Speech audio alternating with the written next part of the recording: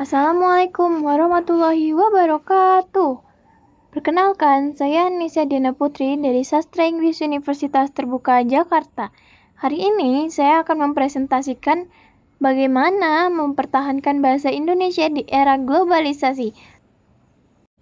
Kenapa sih bahasa Indonesia itu penting banget? Karena bahasa Indonesia itu simbol identitas nasional dan alat pemersatu bangsa.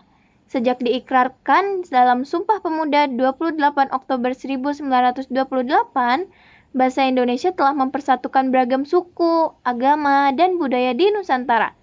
Dalam Undang-Undang Dasar, Pasal 36, bahasa Indonesia ditetapkan sebagai bahasa resmi negara yang menegaskan posisi pentingnya dalam kehidupan berbangsa dan bernegara. Namun, di era globalisasi yang serba terbuka ini, penggunaan bahasa Indonesia menghadapi tantangan yang besar. Pengaruh bahasa asing, terutama bahasa Inggris, yang semakin kuat melalui media sosial, pendidikan, dan dunia kerja, di mana kita melewati semua itu. Poin-poin ini menjadi dasar mengapa saya mempresentasikan pentingnya mempertahankan bahasa Indonesia di era globalisasi.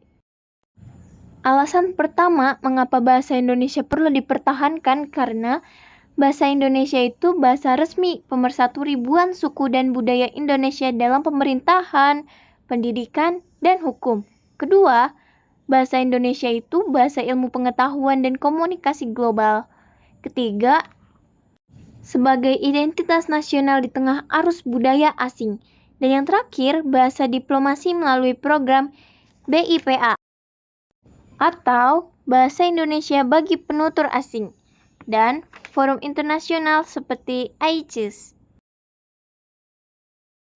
ICIS berperan besar dalam penguatan bahasa Indonesia loh. Apa itu ICIS? ICIS adalah Annual International Conference on Islamic Studies atau Forum Ilmiah Internasional. Pada 2021, Wapres kita Kiai Haji Ma'ruf Amin dan pejabat lain berpidato dalam bahasa Indonesia, di mana pesertanya itu dari negara-negara asing loh. Amanatnya adalah tentang penggunaan bahasa Indonesia di forum nasional dan internasional, dan membuktikan bahasa Indonesia diakui dan dihormati dunia internasional. Tantangan di era globalisasinya adalah pengaruh kuat bahasa asing di media sosial dan pendidikan. Kedua, campur kode berlebihan, bahasa Indonesia plus bahasa Inggris atau bahasa Indonesia dengan bahasa Korea. Yang ketiga, kurangnya kesadaran dan kebanggaan generasi muda untuk terus menggunakan bahasa Indonesia dengan baik dan benar. Banyak yang beranggapan bahasa asing itu lebih keren dan lebih dikira lebih pintar. Padahal bahasa Indonesia juga indah kok untuk digunakan. Dan yang terakhir, penggunaan bahasa baku di ruang publik itu semakin menurun karena banyak juga yang pakai bahasa Indonesia dengan kasar. Dukungan-dukungan ini memperkuat fungsi bahasa Indonesia, baik dalam negeri maupun di dunia internasional. Dari undang-undang bendera, bahasa, lambang negara, dan lagu kebangsaan, penggunaan bahasa Indonesia, pengembangan dan perlindungan bahasa dan sastra, dan yang terakhir, kebijakan nasional kebahasaan. Kenapa bahasa Indonesia perlu dipertahankan ya? Ya karena banyak juga loh bahasa Indonesia untuk membangun peradaban.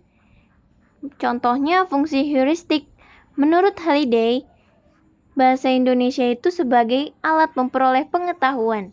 Fungsi referensial menurut Jacobson adalah alat memahami dunia dan budaya. Bahasa Indonesia dapat mendukung ilmu pengetahuan, teknologi, dan moral bahasa. Dan yang terakhir, bahasa santun yang sering kita gunakan mencerminkan peradaban bangsa yang bermartabat.